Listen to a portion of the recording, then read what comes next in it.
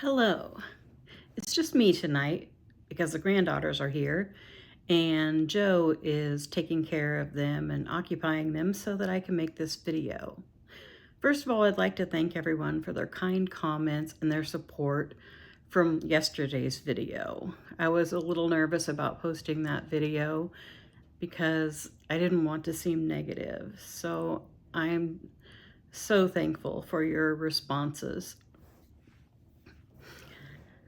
Tonight I thought I would address something that I know that we all struggle with as parents of children with autism, and that's meltdowns. Funny enough, I really can't remember Craig having that many meltdowns when he was younger. The meltdowns seem like they started middle school and older. And even then, I only remember ever being called once by the school because Craig was having a hard time, and that was actually because he was constipated. So I didn't get called to school because of Craig's behavior, and maybe it's because when Craig was younger, we really avoided things that we knew would trigger him, and we sheltered him and ourselves from those situations. So maybe that's why we didn't experience so many meltdowns. I feel like the meltdown started more probably when he graduated from high school is when I started noticing them more, and maybe just more things, just like he didn't have a cell phone until he was probably 20. And so then the internet wasn't such a huge problem. The cell phone is a wonderful, wonderful tool for us. It helps us so much. It helps Craig. It helps to keep him calm. It helps to entertain him. But it's also very hard for him and us if we're at a place and there's not good Wi-Fi. That's probably the most common thing that sets Craig off these days. I had 2 incidences this month at volunteering because we volunteer. The laundry's in the basement of the Ronald McDonald House, and there's not great Wi-Fi down there, and we don't get good reception. So sometimes the internet on his phone just won't work. And when the laundry is washing and drying, we don't have anything to do really. So Craig watches videos on his phones. Oh, when the Wi-Fi doesn't work and he can't get service, he becomes very upset. I think the last time he got upset this week, but we were able to overcome it because I was able to find someone to give us the Wi-Fi password. For some reason, his phone had kicked that password out and I couldn't remember it. The week before we were okay. The week before that, Craig had a major meltdown because the Wi-Fi wouldn't work. We didn't know the password. We couldn't find someone right away to get the password. And the meltdown, I tried to get on it in the beginning and talk about it and have him tell himself it was going to be all right, but none of that worked. I don't know. Sometimes I feel like he's just determined to have the meltdown. I don't know any other way to explain it. But he carried on. He squeezed me. He laid on the floor like he was dying. He went in the bathroom and was crying, and one of the ladies that worked there heard him and went to see if he was all right. I was still in the laundry room, and I could hear him in the laundry room crying in the bathroom, so I went. But when I went in there, as I headed there, I saw him with one of the ladies that worked there, who was very kind and very understanding. And so after that, I was able to get him to calm down. I think the internet started working on his phone again, but thankfully we got past that. But that was a time when nothing I did would work. And sometimes I just sound very stern with him, or I say, we're going to go home. The problem with that is then he starts yelling, no, not that, anything but that. And so it makes it hard to leave without making a scene. So even if I were to leave with him, I would try to get him calmed down before we went through the building with him crying and screaming. So that time, I don't know, the whole meltdown probably lasted 15 minutes, but it felt like an hour. This past week, he got upset over the same thing. And even though we talked about it on the way to volunteering, that, when we volunteer, we don't get a good internet connection. So your internet might not work on your phone. And I think he was probably okay with that. What upset him was that he tried to connect to the Wi-Fi and it was asking for a password. And I didn't remember the password. He was getting really worked up when one of the workers came in to bring some laundry in, and I asked her and she came down and gave it to us. And after that, he was fine. But I feel like a lot of our meltdowns lately are about the internet not working, or Disney Plus doesn't work, or it's failure of internet or failure of the apps or Disney Plus. We kind of got him past the Disney Plus one because really it seems like once a day around the same time it doesn't work. And so Joe has taught him that he has to wait for 30 minutes. And after 30 minutes, if it doesn't work, the dad will come in and try to do something to make it work. So we've kind of overcome that one. Craig doesn't get nearly as upset about that.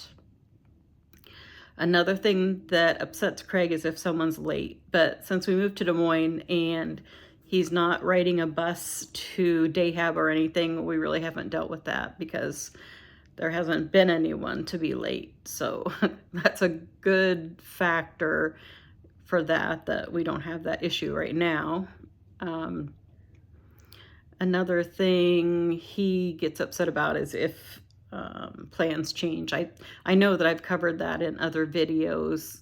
If I take a wrong turn, if we go to a restaurant and it's actually closed, so we have to make other plans, those things upset him. Not usually as bad as the internet incidences. He just kind of rants and carries on. When Craig gets upset, and I wonder, do your children do this too? He likes to go back to videos and shows, to negative parts. There's this one that he watches where Minnie Mouse burns the cookies for the birthday party, and it makes him cry. And he likes to go over that.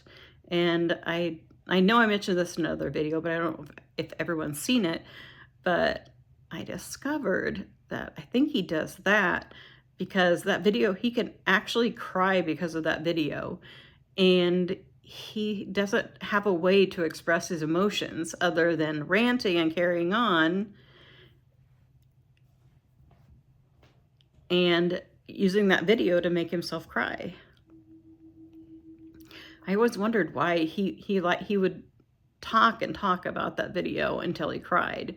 And then finally, when we were at Disneyland and he got really upset because the ride broke down while we were waiting in line, and he went through all these negative things until he finally got to the Minnie Mouse one and then started crying, that I realized he was trying to get to that point so he could let out those emotions. I mean, that's what I think. I don't know, do any of your children do anything that's similar? Another revelation that I had lately was, it's very frustrating when he gets upset, but we resolve whatever the issue was, and he still keeps carrying on about it. He keeps talking about it. He has a phrase that he always says, I might as well get knocked over by a tree. He'll keep saying that phrase. He'll keep going over the negative videos or the things that he's seen on TV. He has his rants. Sometimes he likes to sing, likes to make up a blues song. He likes to sing the blues about it. And actually that seems to help him. Stephanie used to do this thing with him where she would act like she would play the harmonica and he would make up the words to sing a blues song about whatever it was that went wrong. And actually, after that, he was usually pretty good. But it's not always appropriate in every situation for Craig to sing the blues loudly. But anyway, I was thinking, and Joe was like, why can't he just get over this? And the revelation came to me that when we're upset, when something really upsets us, we can't just turn it off. We don't just like, bam, I'm not upset anymore. It's not like a light switch. Even after something happens and it's gotten right, you still have that feeling of being upset over it. And I think that's why Craig, he can't just turn it off. It's a process of him getting through it and getting to the point where he feels okay about it. I do try to say, let's think about something happy, but a lot of times, no, he doesn't want to do that. It just makes him yell. So a lot of times, Craig just has to get through the process. Sometimes I can do something to distract him. Joe's pretty good at that. Like the day we went to Adventureland and it was closed. Joe is pretty good at finding things to say to Craig that would make him at least forget it for a little bit. And then when we got into the Bass Pro Shop, I was able to get him to look at the whoopie pies, get him to look at something that I knew that he would want to look at, but it's still not going to take that thought out of his head completely. He's going to just have to process that whole thing. So I was wondering, what things do your children get upset about? Or if you are on the autism spectrum, what things upset you? And how do you get through that? How do you get past that? Do you have similar coping mechanisms? I've always said I think that Craig's biggest deficit is coping. He just does not have good coping skills. Most of us, if something is irritating us, we can tell ourselves it's going to be okay, it's going to be over, but Craig does not have that. So we have to help him get through those times. And sometimes it's not pretty, and sometimes it lasts longer than we want it to. It's also something Craig recently did when we were at Disney World one night.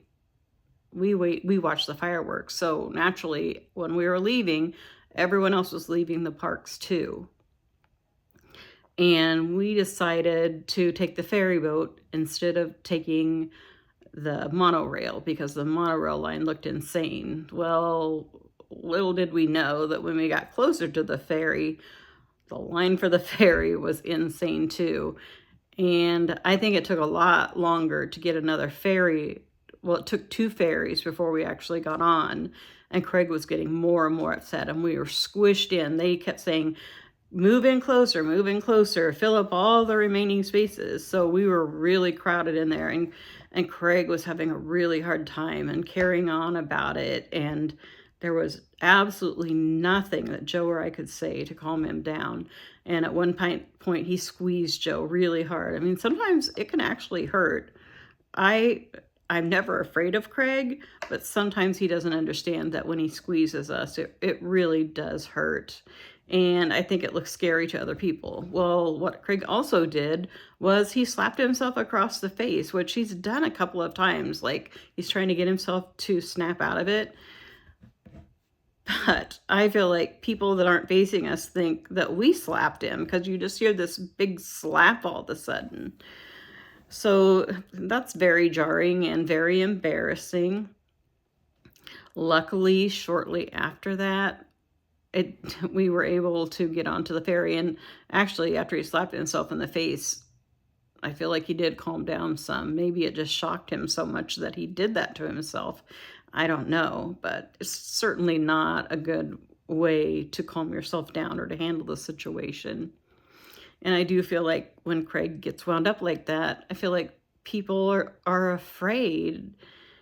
You know, I understand if I saw that going on and I heard someone carrying on like that, it's unpredictable. It would make me feel scared too, or at least uncomfortable.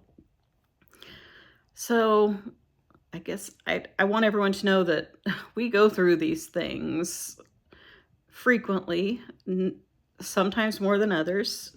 I feel like Craig has gotten better. We do have him on a medication called Risperidone, and I have noticed a big change since then. The meltdowns are less, he's more tolerant, but he still has the major meltdowns sometimes. Without the medication, it's much worse though. So I guess that's all I have to say on that. And your comments and your thoughts are welcome. Again, if you want to send me an email, our email address is ourdailyview1992@gmail.com. And now we'll move on to the next part of our video where Craig and I go to see the Spider-Man movie, Spider-Verse. And we had quite a great day. So thank you for watching, and I'll see you in the next video. It's movie time.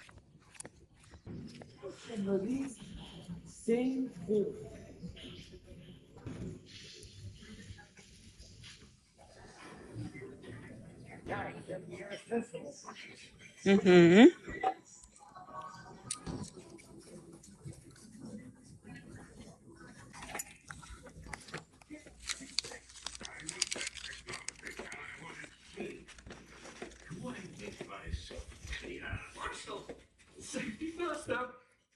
Okay.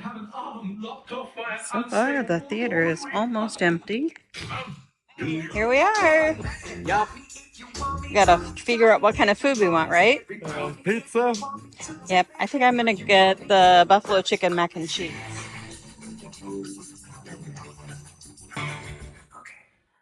Okay. I decided to try the spider bites. No. It seems appropriate. And here's a look at Craig's Meat Eater's Pizza. And this is my buffalo chicken mac and cheese, which is very delicious.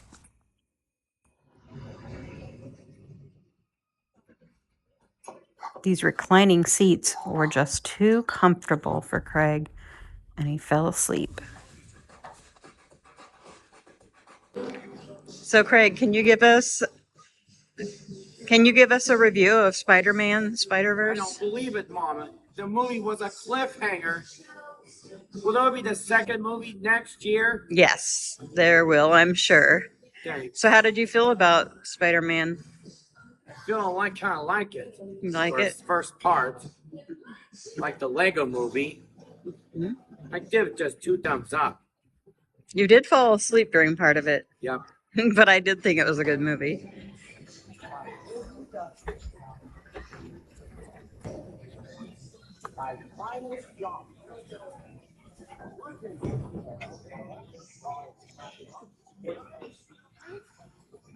Okay, now I want to go to Old Navy and see if I can find a shirt for the 4th of July. Because in past years, they've had a good selection of patriotic shirts. Maybe I'll find one for Craig too. All right, so here we are. I haven't found any patriotic shirts yet. Take it easy, Jake. I did find what I'm looking for. I found the flag tees and tanks for $5 each. I'm choosing the tee, not the tank.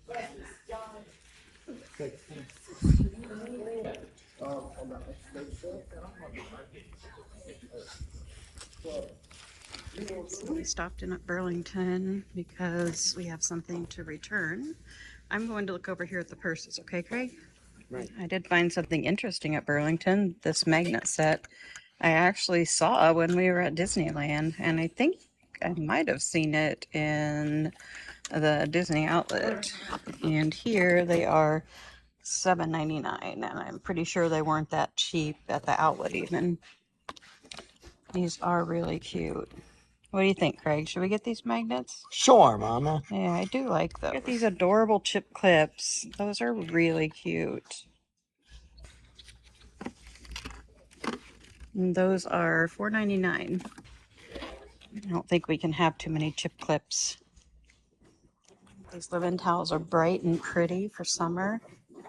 And they actually feel pretty nice.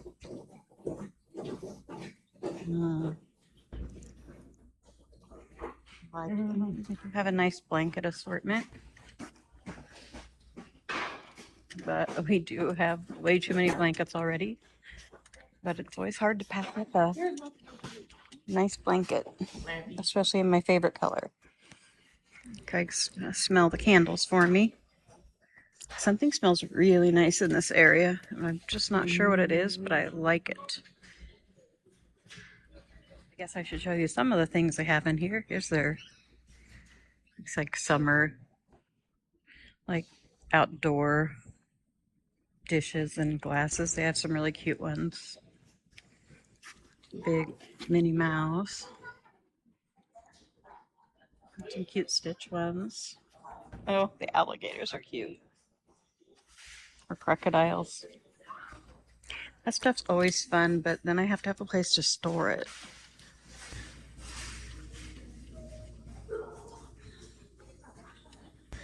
Craig's found a zebra.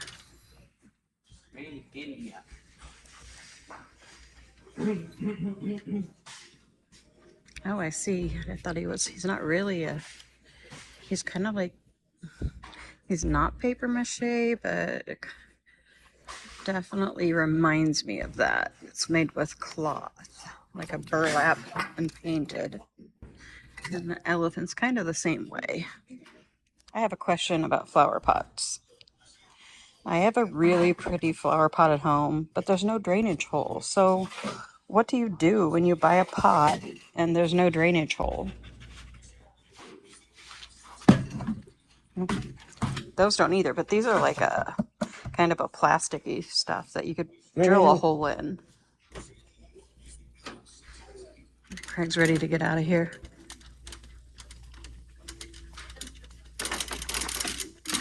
He's trying to talk me out of going to Kohl's, but we're gonna go anyway.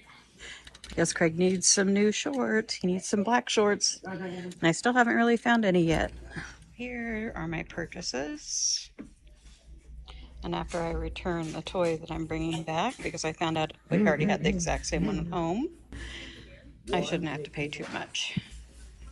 All right, now time to stop at Kohl's and find some shorts for Craig. This is usually a good place. I've never seen this. This Kohl's actually has shopping carts. Let's see, Craig. It's a brand new Kohl's they built over by Merle Hay. It used to be in Merle Hay Mall, now they built it outside. So everything is shiny and new. Let's see. I need to find athletic wear. I think I found it.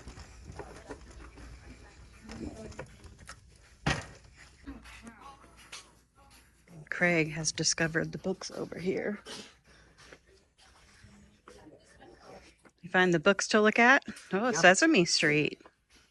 Just have to check out the 4th of July things, which are 60% off, but I don't know that I see anything I need. But the patriotic Yoda is funny. So what I'm seeing is they built a new store, but all the departments are very small. And I'm not seeing a lot here that I want. And I found a few pair of shorts for Craig, but very few sizes. Like they're out of a lot of sizes. What are you having for dinner, Craig? The meat from Hickory Park. Right. It's called Saucy Southerners. We had this meat for Bennett's wedding back in April, and we had a lot left over. It was actually from his rehearsal dinner, so we froze it. And tonight, that's what we're having for dinner.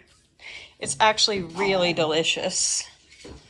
It's kind of like pulled pork, but it has some other, I think it has turkey and maybe chicken in it too. Okay. Turkey. And we're going to try the Craig's barbecue sauce someone sent us.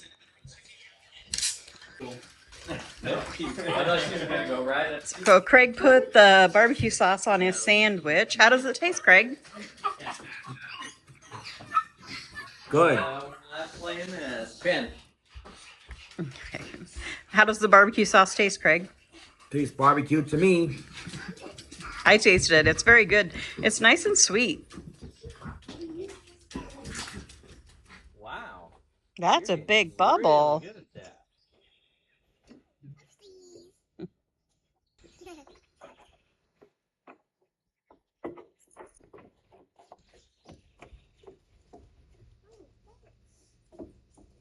There it goes. Keep going.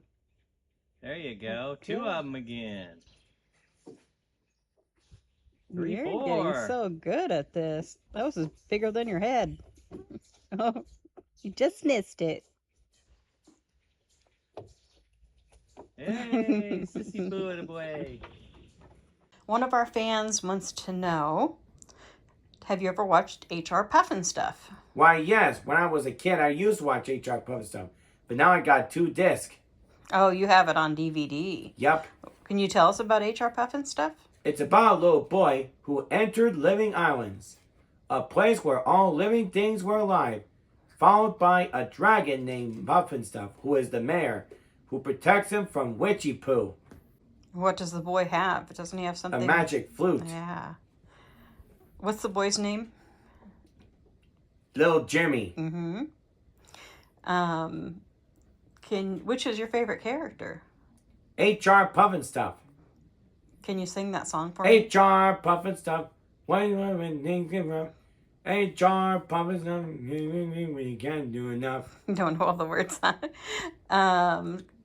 Who did the voices? Do you know? Lenny Ramwib, John Gerber, and Walker Edmiston.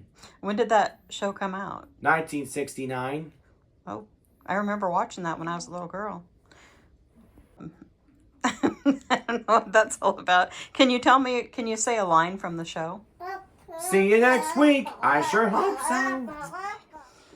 William loved taking long walks with his mom and dad. And every evening when the stars appeared in the sky, his mom and dad took turns reading him a bedtime story. Well, you want to come over here so you can see the book? Or else Craig could move over next to you, I guess. Here, you want to move over? One day, Mom and Dad shared some happy news with William. Before long, a baby bear arrived. William was very excited. But now Mom and Dad were busy all the time. And when they forgot his bedtime stories, William was sad. He thought his parents didn't love him anymore. William wanted to find a new home, so he picked up his book and left. William found his friends the ducklings, wandering through the forest. What's wrong? They asked. I'm looking for a new home, he said. Come with us to our lake, the ducklings said. It's very pretty. The lake was pretty, but William was worried about his book getting wet. Next, William met his little friend Little Mouse. Come with me to my household, Little Mouse suggested. It's very cozy. Little Mouse's mouth. So it was cozy, but it was far too small for William, and his book was to fit inside. William then met his friend Little Wolf. Come with me to my cave, Little Wolf said. It's big enough for both of us. Little Wolf's cave was very roomy, but it was too dark for William to read. The sun was setting, and Williams was still looking for a home. He felt a friendly wing on his shoulder. It was Owl. Come to my nest, Owl said. I love reading. William followed Owl, but when he arrived at Owl's nest, it was too high. William felt lonely. It was dark, and he was scared. The stars appeared in the night sky. He missed his home and family, but just then he heard some familiar voices. It was Mom, Dad, and his little brother. William, thank goodness you're safe, said Mom and Dad. Sorry for leaving, said William. Now I know there is no place like home, because home is where my family is. Even though it was late when they got home, William and his family did not go to sleep right away. After all, Mom and Dad had to catch up on all the bedtime stories he had missed. The end. And this is Craig A. Favre saying, keep on having a great day, and we'll see you tomorrow. Wait, one more time. Oh, Mom. Oh, fine. Okay, just one more time.